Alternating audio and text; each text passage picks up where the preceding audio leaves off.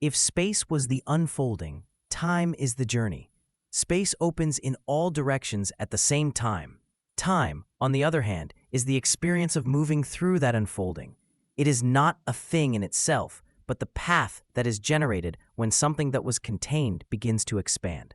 That is why, when ancient cultures tried to represent time, they did not do so as a line or as an arrow. They represented it as a movement of opening. And the image that summarizes that gesture, again and again, is a flower. Time opens like a lotus. The lotus as an image of the journey. The lotus appears in multiple traditions as a symbol of connection between planes. It does not emerge on the surface, but in the mud. It passes through the water and opens toward the light. It is a form that unites origin, journey, and manifestation in a single gesture. For this reason, the lotus does not represent only purity or beauty. It represents the point of connection between the unmanifested and the manifested, the passage between potential and experience. In terms of consciousness, the lotus is the image of the inner journey, from the deep, dark, and undifferentiated, toward openness, perception, and form. Om Mani Padme Hum. The map of time, the mantra Om Mani Padme Hum, condenses that entire journey, not as a prayer, but as a structure. Om, the primordial sound, what comes before all form.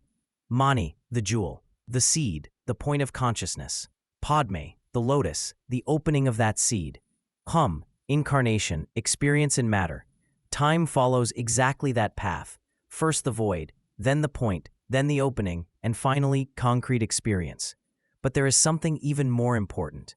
That journey can also be made in reverse, from hum to Padme, from Padme to Mani, from Mani to Om. That is the path of return. The lotus as crown and center of consciousness in many traditions. The lotus appears associated with the crown, the upper point of connection of consciousness, not because it is above, but because it is the place where experience reconnects with its origin. The open flower is consciousness unfolded. The closing flower is consciousness returning to the center. That is why the lotus is not only expansion, it is also contraction, and that idea leads us to a much more concrete image. The lotus as guardian of the womb of creation, the blue lotus and Egyptian time. In Egypt, the blue lotus of the Nile was one of the most important images of origin and time. It was not an abstract symbol. It was a direct observation of nature. The lotus opens with daylight and closes at dusk.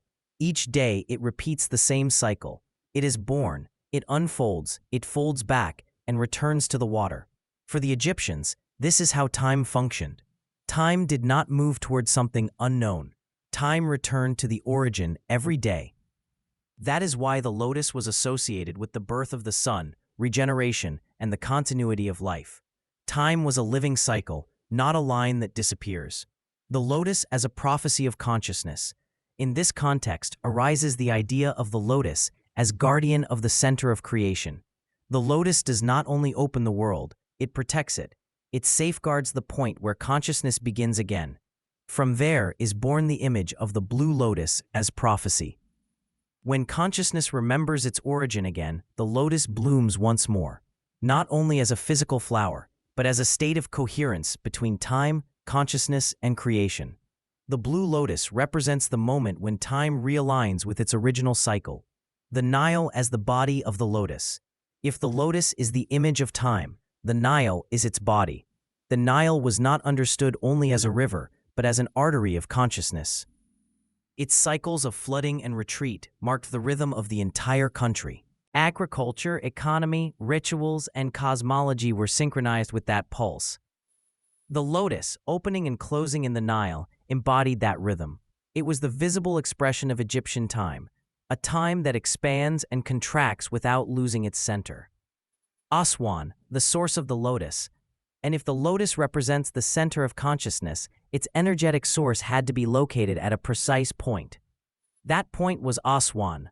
In addition to its strategic importance as a frontier and commercial node in antiquity, Aswan occupied a central place in Egyptian mythology because it was considered the site of the world's regulatory mechanism. In the region of Elephantine, Khnum was venerated, the creator god who gave form to life and regulated the flooding of the Nile. Khnum did not create from nothing. He shaped, ordered, calibrated the flow. Nearby in Philly, the cult of Isis developed, the mother, the force that recomposes what is fragmented and restores coherence to the cycle. Mother and creator, womb and form, consciousness and structure. That is why Aswan was not only a sacred place, it was the point where the cycle of time could be adjusted again. From the lotus to the golden egg, when the lotus opens, the world unfolds. When the lotus closes, the origin contains everything again. The golden egg is that closed form, the state prior to time, consciousness before sequence. That is why following the lotus to its source inevitably leads us to the egg. And that is why Aswan appears as the natural place to plant the first seed of the golden eggs as a consequence of the symbolic journey. The lotus leads to the center. The center contracts, and as it closes, it becomes an egg once again. The first temporal seed.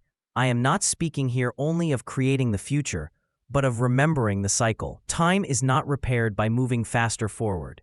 It is repaired by properly closing the flower. The blue lotus points the way. Aswan holds the source, and the golden egg is the form that emerges when time returns to its origin. This is the first temporal seed, the lotus that leads back to the egg. Welcome to the original lotus.